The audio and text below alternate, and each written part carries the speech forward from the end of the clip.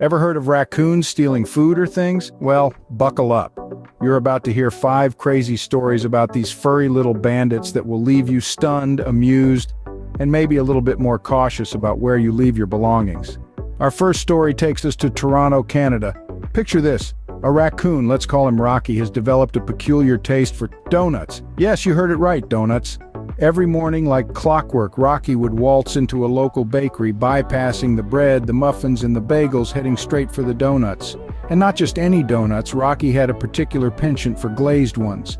The staff tried everything to discourage him, but Rocky, with his sweet tooth, was unstoppable. Now, let's hop over to San Francisco, where a raccoon, dubbed Bandit by the locals, was not interested in food but shiny objects.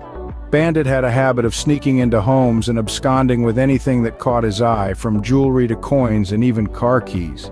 Residents started taking extra precautions, locking doors and windows, but Bandit, the crafty creature he was, always found a way.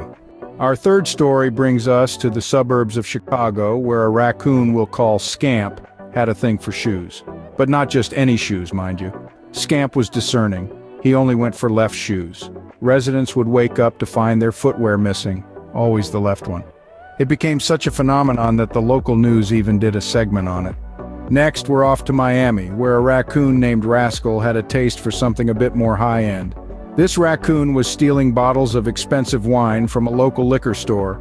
Rascal would sneak in, grab a bottle, and scamper off before anyone could catch him.